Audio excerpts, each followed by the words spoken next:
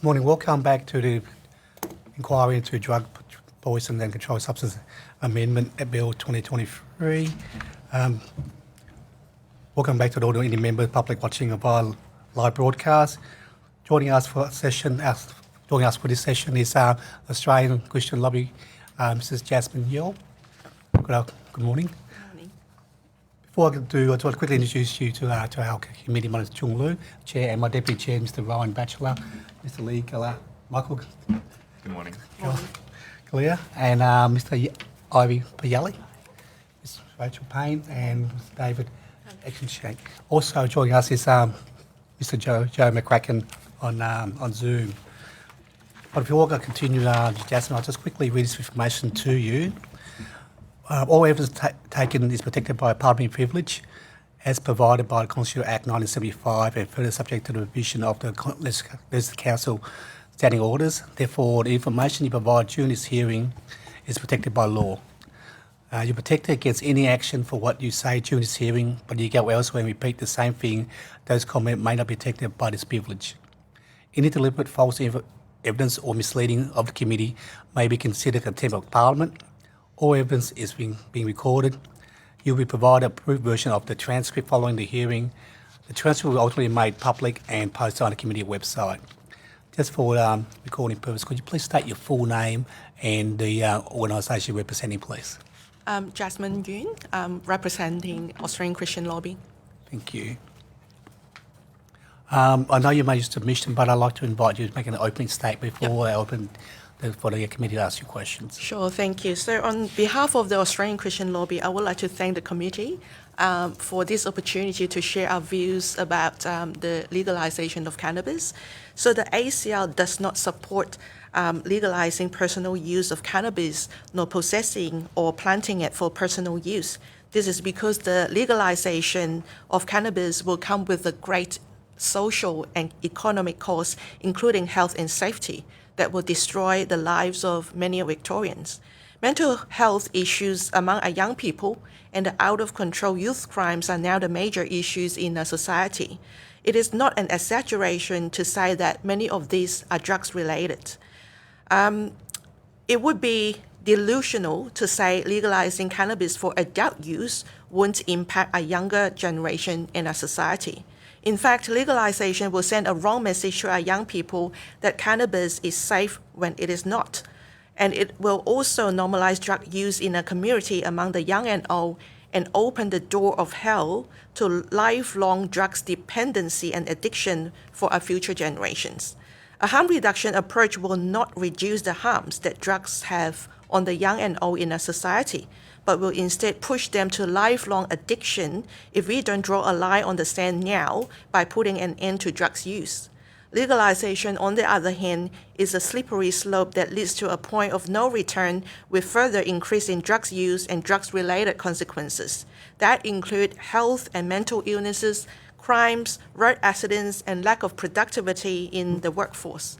For example, scientific evidence links cannabis, including medicinal cannabis, to psychiatric disorders such as anxiety, depression, schizophrenia, and psychosis. Evidence also links cannabis use to birth defects, include missing limbs and autism, genetic mutations, cognitive impairment that includes negatively impacting memory, learning, and attention.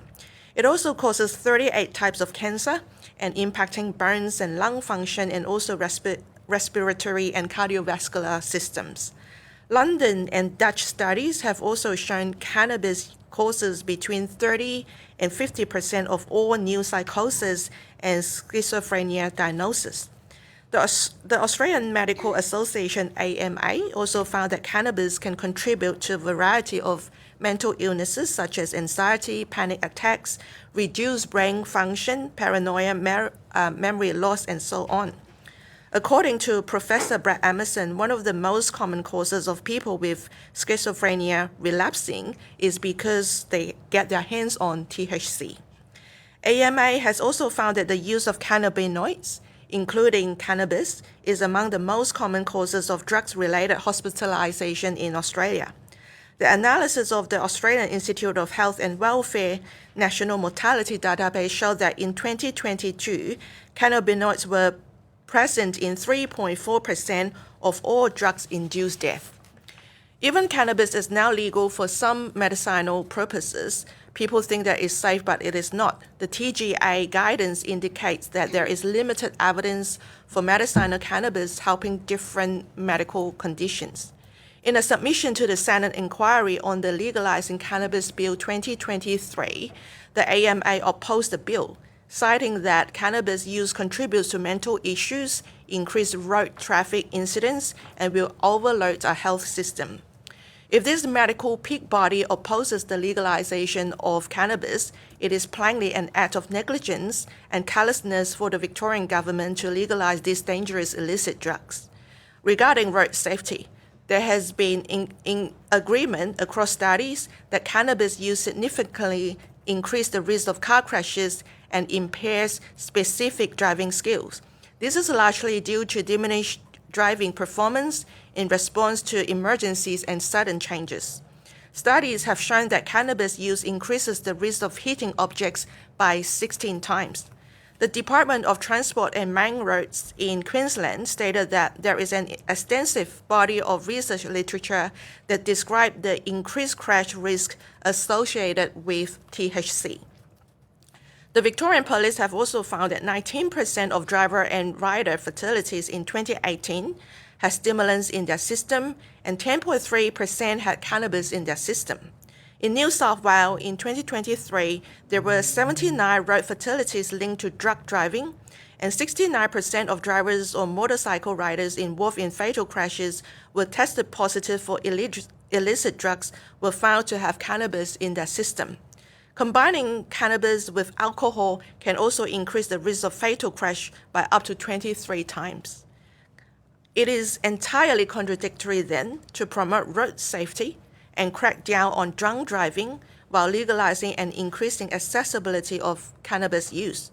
To protect our roads and the safety of our driver, it is crucial that cannabis remain illegal. And one more point to make is that besides numerous studies from the American Journal of Psychiatry, the American Academy of Psychiatry, and the Law and Frontiers of Psychiatry have also observed an association between cannabis use and physical violence in youth and emerging adults.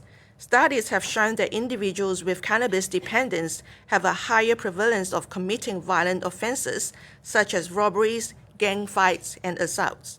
Moreover, other evidence also shows that cannabis use may lead to future violent outbursts, and therefore the short-term and long-term consequences of cannabis use should be considered. So given these dangers, keeping cannabis illegal is crucial in protecting public health and safety and maintaining a drug-free, healthy society. So agreeing with the AMA's opposition to the federal legalizing cannabis bill, we urge the committee to recommend the government to implement a prevention rather than harm reduction approach to drug taking and focus resources on prevention, rehabilitation, and education programs instead of legalizing cannabis for recreational use.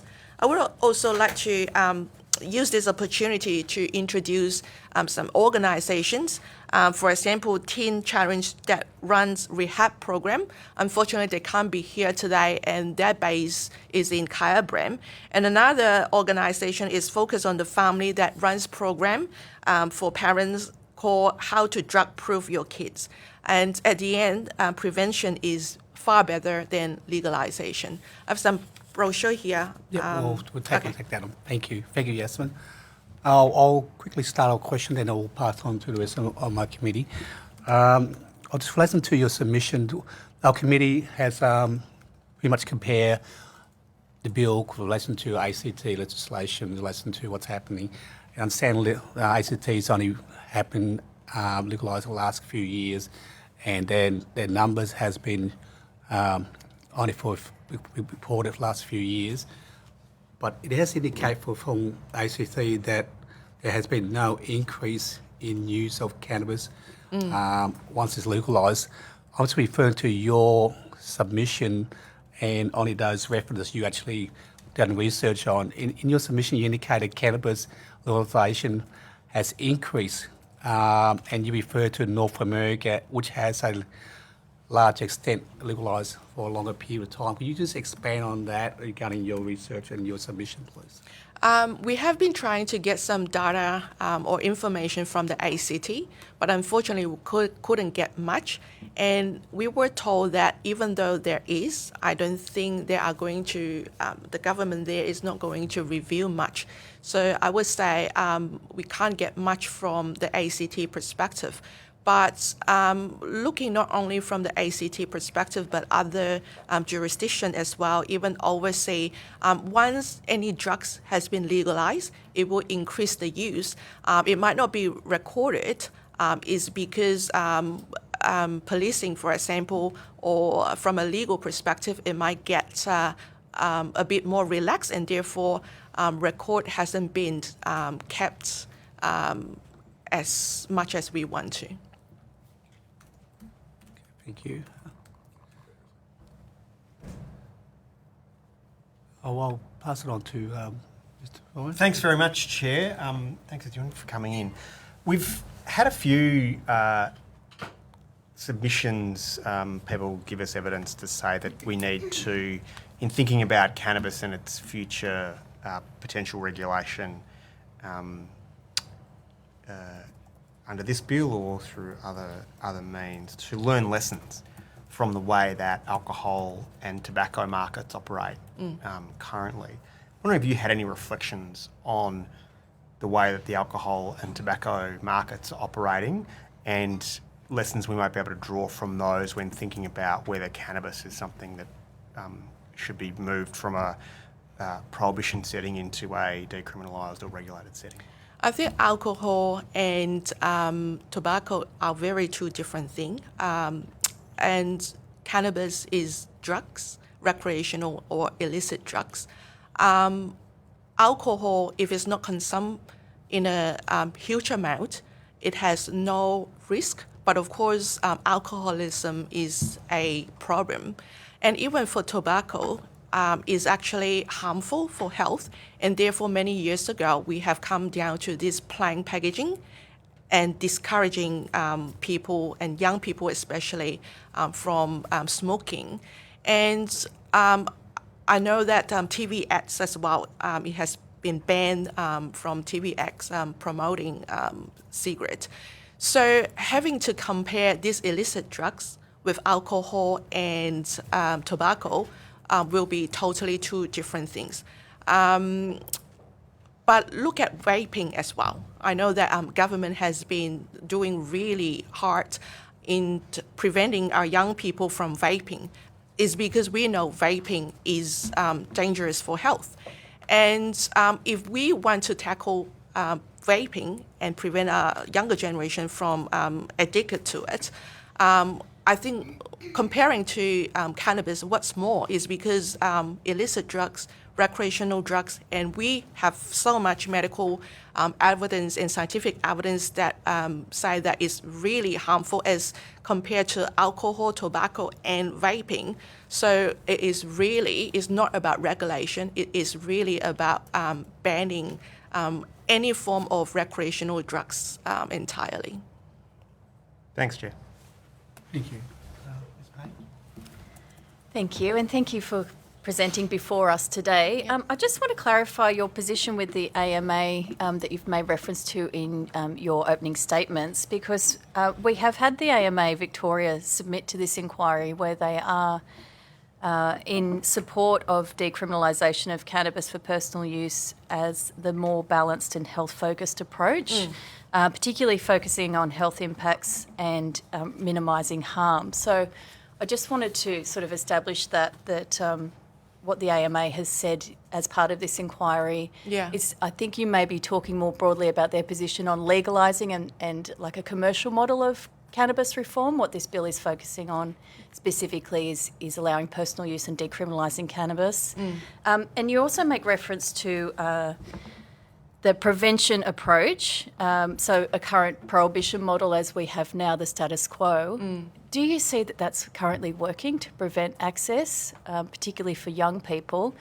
And, would you consider reflecting on the ACT experience in looking at how that may reduce harms, particularly for young people? Yeah, I'll come to the AMAs first. So the AMA submission that I refer to is the federal bill that was in 2 years ago, I think. They did mention something here. Although they don't support,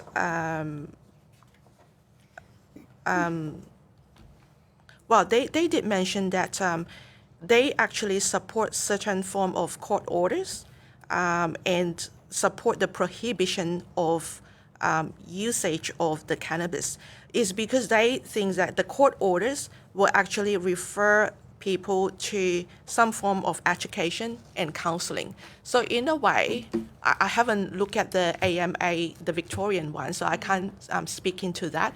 But actually, the federal submission, that their position is that they don't support legalizing. Even court order, when people have been arrested, they go to court. It is an opportunity for people to be referred to counseling and education, and so that is they are more in favor of the rehab program. And in terms of the second question, I can't remember. You just talk about that rather than legalising or decriminalising Prevention. cannabis, we should look at a prevention model. And I'm just trying to gauge how that is different to the current prohibition model. Yeah. Or, are you proposing that we maintain the status quo? Yeah, I would say young people this day, or even adults, will still be able to access drugs of all kind easily. I don't know how, but there is a way. Otherwise, I do believe that crime rates and all these youth issues nowadays, and even mental illnesses, has a lot to do with drugs use. And in terms of prevention, what we have in mind is that, as I mentioned, the program just now that run by Focus on the Family, for example, is a program that help parents to educate their children at home. There need to be some form of education at school, for example, to educate the children about the harm of drugs in different way. But at the same time, we can't only rely on education at school. Education at home is also important. And parents modeling is very important as well. Looking back in my teenage years, I haven't used any drugs. The reason why is because my parents tell me outright that drugs is harmful, and it has a lot of health impacts in a different way. And also they model that not taking drugs is the best way for life in terms of success in academic performance, as well as future career as well. And so my suggestion for prevention is not only at school, but helping family, parents to do that at home. So it's more a education from young. And even parents and teachers at school need to tell the children that drugs is not a good idea to go into, and draw the line on the sand, and that is the best approach. I think we can all agree that a health-led approach is the best mechanism, particularly when it comes to educating young people. You also mentioned in the submission that cannabis could be considered a gateway drug. Now, with the illicit market, where people are accessing cannabis, would you sort of see the fact that if someone is accessing through the illicit market, seeing a drug dealer, that it may be that actually that interaction with the illicit market may be the gateway, that a drug dealer would be more inclined to say, I've got other drugs here, and offer that, particularly a young person, those options. Would a regulated market, or allowing someone to grow a small amount of cannabis at home, prevent that interaction with the criminal justice system, would you feel? It will be even dangerous for people, or allow people to grow their own plants at home, as this submission, the AMA submission for the federal bill, they actually have concern about that, is because it is unregulated. You can't control. You don't know. Well, although you are restricting certain amounts for them to plant for personal use, you never know. You never know how many plants are at home and how much they keep or store. So I would say, I just think that it needs to be you just need to draw the line on the sand, and that will be the easiest approach. Thank you. Mr. McCracken, would you like to ask some questions? Yeah, thank you very much for your attendance and your submission, Jasmine. Much appreciated. I think I read somewhere in your submission that there was a concern from you about the developmental impacts on younger people. I know from being a teacher, you know, the brain doesn't fully mature and develop until the age of 25. Did you want to sort of expand on that? Yes. It's one of your concerns. Yep. So I'm not a medical professional, but based on what the medical groups, even psychological psychiatrists, those aspects, they have very sufficient evidence to point to that cannabis use or any form of illicit drugs use will impact the development of young people. I would say not only young people, but adult as well. No, regardless whether their brain has been fully developed or not, is because drugs is certain kind of chemicals that can impact the way our brain function. Our body, if you look at it from a biological perspective, is all chemicals as well. The brain chemical reacting with drugs, it will have some form of chemical that is definitely going to impair our brain function and even other organs, as AMA or other scientific evidence has pointed to, causing cancer. So I would say drugs of any forms, but cannabis is the easiest illicit drugs that young people can get into, will definitely impact them in a significant way, starting from the brain function to even their social and how they interact with their social and family life. Thank you. So I noticed that in your submission you've said that you don't want to support, it was like the word that was normalisation of cannabis usage, and that you do support a preventative sort of approach rather than a different sort of approach. What sort of things do you think we should be doing in Victoria to make a change more into your line of thinking? What changes would you envisage? I know you put some in your recommendation, but like, for example, how do you denormalise cannabis usage? Like it is, fairly widely available through, obviously dealers and those sorts of things. How do you make it unappealing, or is it through education? Is it through, punitive approaches? Like, what do you think is the best way of dealing with it? I don't think it's a soft, short-term approach that we can tackle this issue, because it has been not only decades but centuries. Drugs has been a centuries-old problem. But I think education would help. Drawing the line on the sand needs to start from now. And education is the best approach, like physical health education, for example, at school, could have a component where teachers can teach the harms of drugs. And even I remember going to my kids' school where police are coming in to tell them about the consequences of taking drugs that could also include road accidents. And apart from that, as I mentioned just now, we can't only rely on education at school, just one session per term or per year.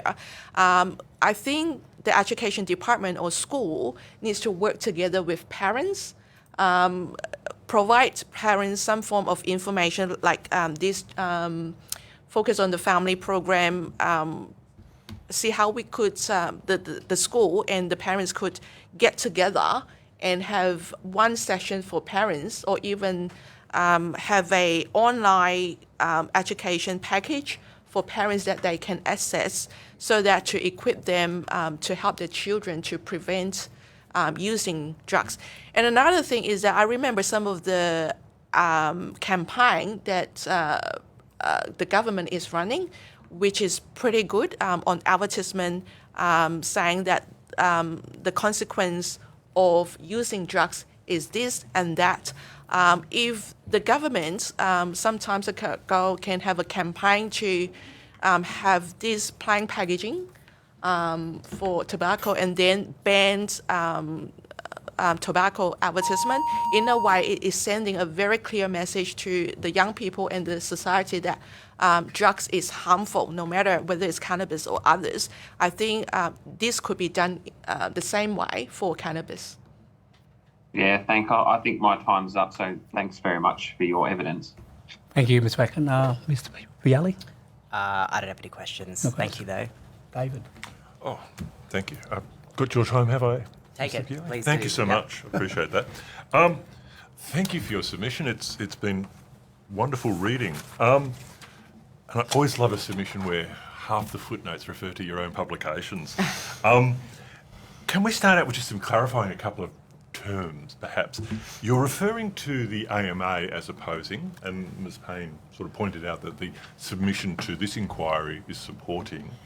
The submission, your footnote does refer to their submission to the federal review in 23, which was, of course, into the establishment of a national commercial market, whereas this inquiry is talking about purely the decriminalisation at a local level. Are you cognizant of that, and that perhaps you're actually conflating two different positions? Well, I would say even the cream for personal use is a great danger. So, notwithstanding the merit there, I'm seeking to understand Yep. why you're attributing quotes from the Federal Commission, which was actually about an entirely different matter, to what's before the committee today. Yeah. Could you perhaps focus your answer on that? Yeah, so I have the submission here with me. So I would say whether this submission is referring to the national, commercial type of legalizing, or in Victoria is for the personal use, more a local personal use. I would say it's still drugs. It is still legalizing some form of drugs for people to use.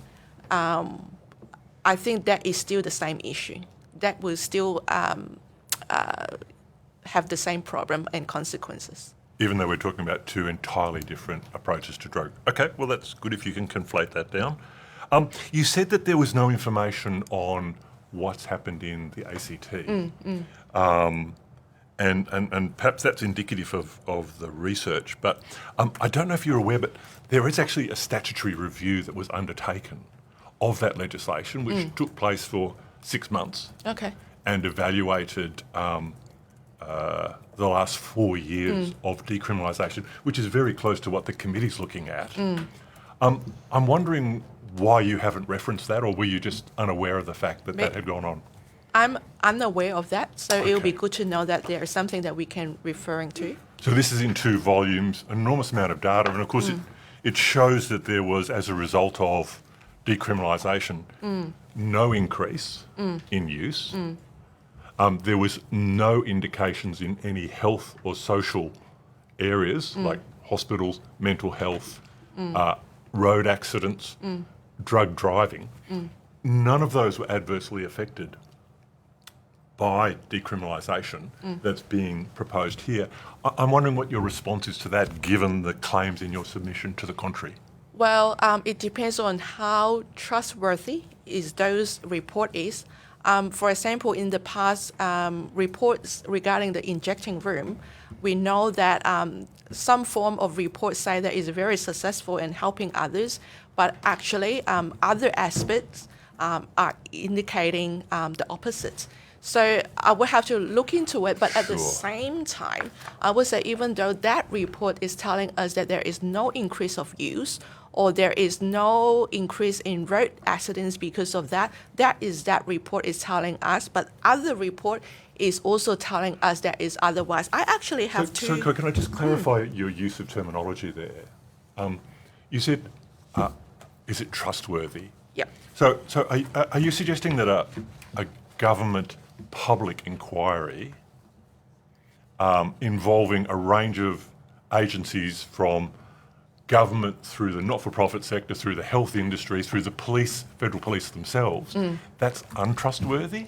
Well, it depends on who is making submission and how those submissions are then compiled and published afterwards. Now, I actually have 2 news articles here.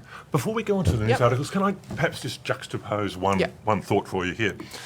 As I'm understanding your position, it is basically that we need to retain criminalisation, and then we need to complement that with education and public health promotion. I've got that more or less Yep. right?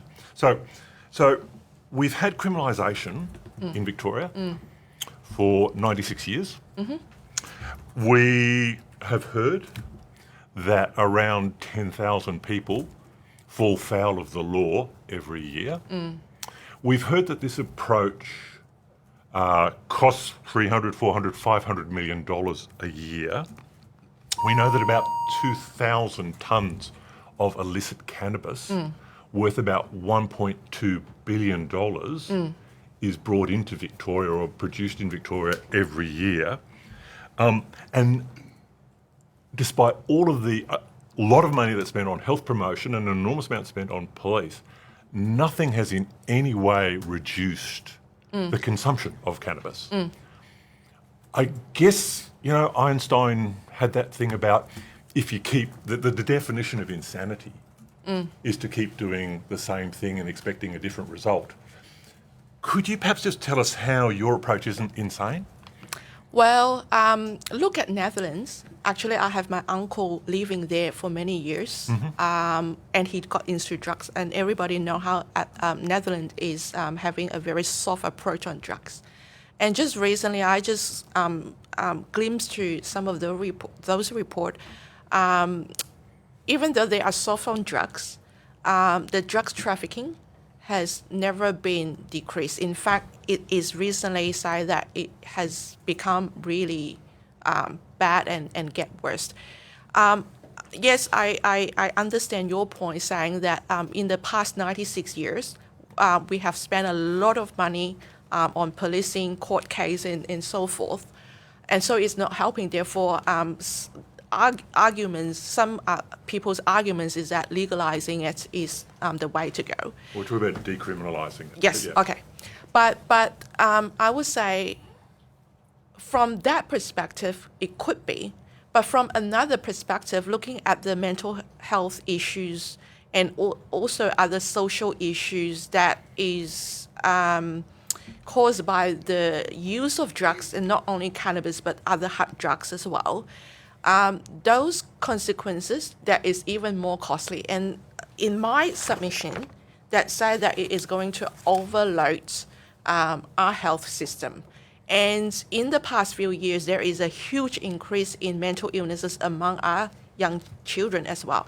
And that costs the medical cost or whatever support cost, counseling, for example, that needs to put into that is even more costly. And it will be generational. Could I put a question on notice, perhaps, Chair, just to help? I'll come Ms. back to Yuan. you. Just come back to you, Sure. David. Thank you. I just want to also, Dave, just regarding the witness opinion, just give a comment, listen to what the witness is saying. Give personal I'm laser-like comments. focused. Chair, thank you for that, though. Michael, Thank you, Chair. Good morning, Ms. Yuan. Thank you for joining us today. In your submission and in your opening remarks, you have strongly opposed legalisation. I'm curious to know whether you consider there to be a substantive difference between legalisation and the decriminalisation model that's before us today. Yes, I noticed that there is slight difference, but regardless, for our position, any model that relax drugs use will still be harmful to the young people and the society, is because it will make the young people, for example, to reach out to the drugs more easily. And when they think that using drugs has no consequence, no legal consequence, it will mix them. It will send a wrong message to them. Yeah. So in the ACT statutory review, it showed that there was actually a stabilisation or a very mild decrease in the number of people consuming cannabis. What specific concerns do you have with the statutory review? I know you sort of highlighted that you had some issues with this review. What are those specific concerns, and why do you submit that we should be disregarding it? As I mentioned, I haven't looked into it, so I can't. Have you read the review? No. Okay. I can't speak into that. Okay. The review also showed that there was actually no increase in presentation to emergency departments or ambulance as a result of critical conditions as a result of cannabis. That would disprove what you're saying, wouldn't it? If we're actually not seeing, you said that it would overload the health system in one of your earlier remarks, but if we're not seeing that in the jurisdiction that we're looking to adopt the model of in this bill, if we're not seeing that, would that not suggest that the model was actually striking the right balance then in not seeing those health outcomes? Well, as I mentioned just now, it would depend on how trustworthy the data is. As I mentioned before as well, some of the reports regarding the injecting room. The injecting rooms in the ACT, sorry? No, here. So we're talking about a report by the ACT Yes. Department of Health, not a Victorian government Yes, I'm agency. using it as an example. Sure. The report in Victoria regarding the injection room. One group of experts saying that, well, it is definitely helping, but another group of experts said that is not the case. And in fact, the data or the information has been perhaps manipulated in a way.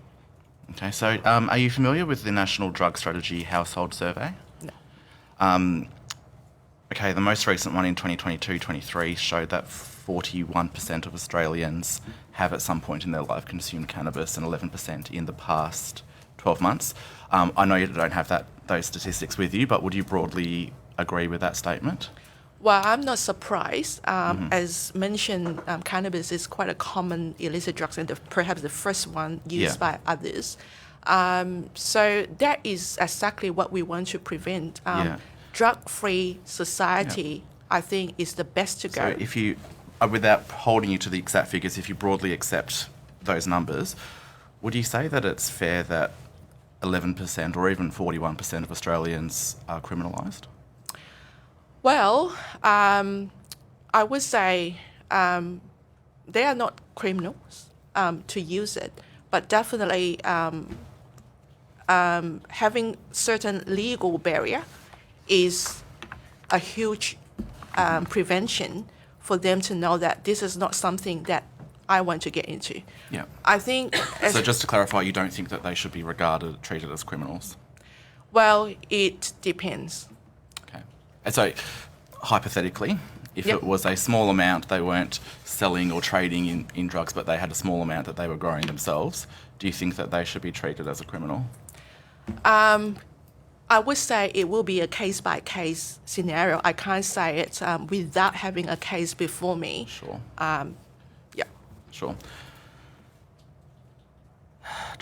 Just with the time I have left, Ms. Ewan, can I ask, representing the Australian Christian Lobby, a lot of churches do very important pastoral work. Can you talk to me about what experiences your members have reported based on their support for people with cannabis use, if any? Not that I'm aware of, but when it comes to pastoral needs, when young people or even adults are using drugs, I'm sure pastors are ready to counsel them and help them into a rehab program.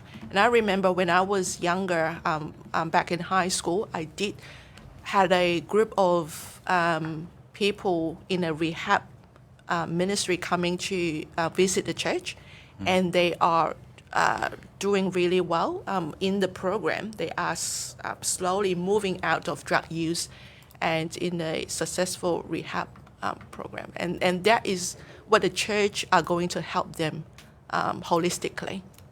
Okay, and just in tied with that, you said before that you do support a health-led response. Would you see that as a better approach than criminalisation of these people who are experiencing harm? Well, I think there is two issues there. So if drugs use is legalized, it's just open up a door, a can of worms. people. Clarify though, we're not talking about legalisation in this bill. We're Oh, talking about decriminalisation. Yeah, even decream. So it will still send a wrong message to people that we can just use it without any consequence. As I mentioned, legal barrier is a good deterrent, and that doesn't replace the rehab program or any of the counselling. I think that needs to go hand in hand. Thank you. Thank you, Chair. Thanks, Mark. I think you had one last question, David. Yes, and Chair, I'll pick you up on the point you asked about clarification as well. So first of all, the Chair did bring to my attention that perhaps my last question might have been suggesting that you're insane. In quoting Einstein, I just wanted to make it clear that I think it's the conclusions you're drawing that are insane, not you personally. So please accept my apology if No that worries, was yeah. intended. There is a provision for what we call a question on notice, which means you can go away and think about it and Yeah, come back. yeah. Could I offer you the opportunity for a question on notice, given that you weren't aware of this? Yep. Would you like to provide us with a question on notice or response on notice Yep, happy to to. the results of the ACT review Yep. that the committee could then take on board your thoughts? Yeah, okay. Fantastic. happy Thank to. you so much. Appreciate it. Thank you for that. We've got a few minutes left. Do you want anyone got more questions? If I have time, sorry, thank you. Thank you again, Ms. Ewan. Just to jump back to what we were discussing, and I realise we're talking hypotheticals, you did say that there would be some situations in which you wouldn't want to see a person criminalised. Can you describe a situation? I know, rather than me put something to you, can you describe a situation where someone might be growing a small amount just for themselves, not for any children, as an adult, that you would deem it more appropriate for a health response rather than a criminal response? I would definitely not supporting anyone growing their plants at home and storing it, even for personal use. So in that case, I think that should be A criminal response. criminalised. In what case should it be a health response then, and not criminal? I know some of them use cannabis as medical purposes. They should go to the doctor since Which is already legal. Yes, Yep. therefore they don't need to keep plants for themselves. And in my submission, one of the concerns that this submission AMA has is it will be unregulated. In the federal one, Yeah. country, we're talking about the state approach. But Yeah. yeah, thank you. Thank you very much. Thanks, Michael. Thank you. Time's coming up fast. Thank Yeah. you so much for coming Thank you today so with your much. contribution and your submissions. Yep. They'll give us a different perspective to inquire into the bill. Thank Yep. you. Can I give you the? Yes, just we'll Okay. take that notice. And I also have a open letter from someone who has Let's just lived leave it there. We'll experience. get Okay, these sure. uptaken. Thank you so much. Could I ask this hands up to suspend recording, please?